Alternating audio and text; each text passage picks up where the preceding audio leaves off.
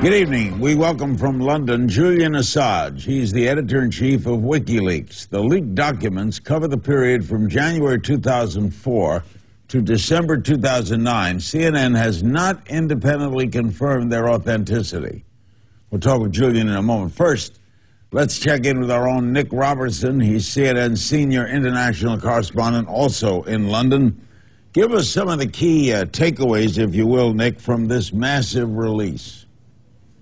Well, Larry, some of the things indicate perhaps that the war is going worse or grimmer than officials would often tell us. For example, Taliban have been firing heat-seeking surface-to-air missiles at NATO and US helicopters. We hear that the civilian death toll is often higher than is reported by military troops in the field. There is a shadowy, covert operation going on to kill Taliban leaders, a shoot to kill by a group called Task Force 373. That's not something we've had a lot of details about before as well, and strong damning allegations in these documents that Pakistan's intelligence services, the ISI, have been helping the Taliban in Afghanistan kill US troops and others, Larry. Is all this new to you, Nick? You know, a lot of this we've heard before. One analyst put it this way to me. He said, this is old bad news at a new bad time. What he means is we've heard a lot of this before, but it comes at a very, very difficult moment. Some of these allegations, the allegations of the Pakistani intelligence services aiding the Taliban, we've heard details about that before. We've heard details, speculation that the civilian death toll is much higher than has been initially reported.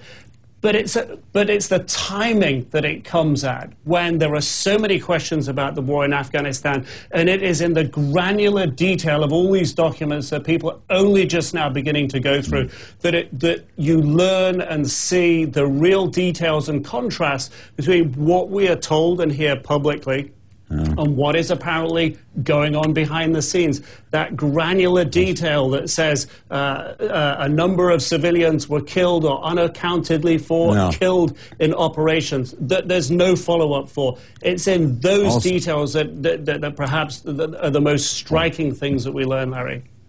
Also in London is Julian Assange, the founder of Wikileaks. Julian, in a nutshell, what is Wikileaks?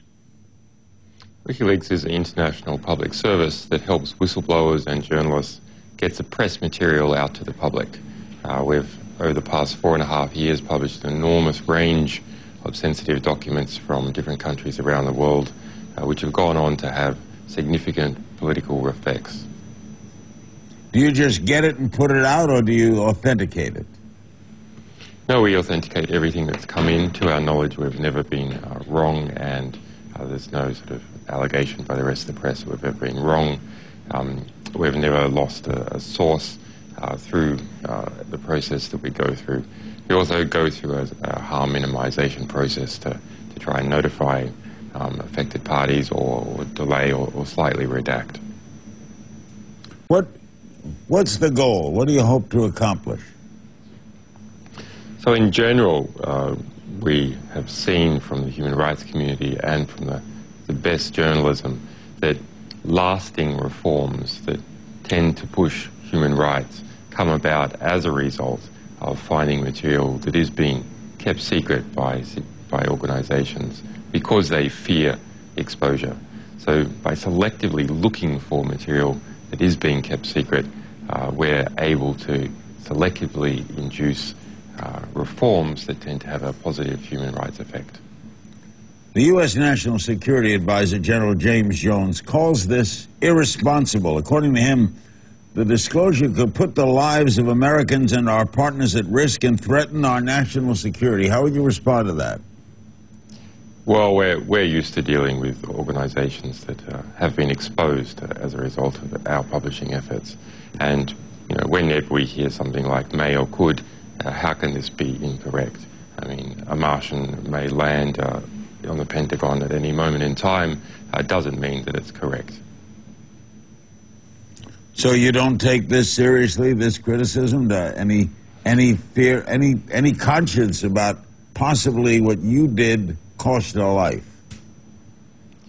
When you're talking about any and possibly, of course, all sorts of things can happen.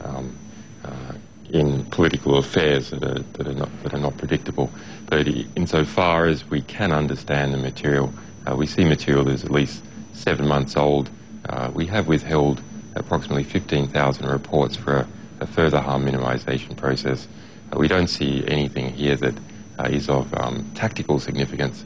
What we see is a lot of reports that are sort of evidentiary significance that describe the cut and thrust of the entire war over a period of the last 6 years, that form a solid sort of initial evidentiary basis for getting up, say, prosecutions or understanding how this war has progressed.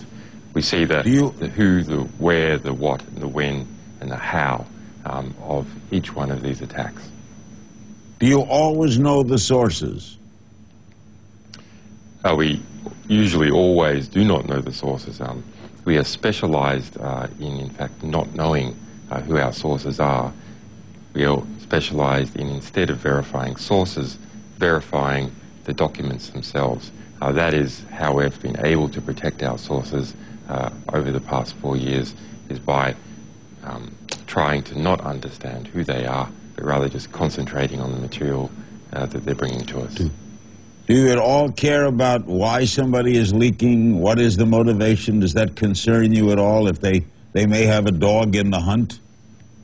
Yeah, no, it does as part of a broader journalistic process, because that can throw an angle on the material. But in the end, provided the material is true and it is significant, that's enough for it to be of important consequences to the public. So that's our first consideration. Why they're doing it can add some light or shine some light to the material itself, but it's not our primary concern. We'll be right back with Julian Assange and Nick Robertson. Is there evidence of war crimes from what we know about Afghanistan now? That's next.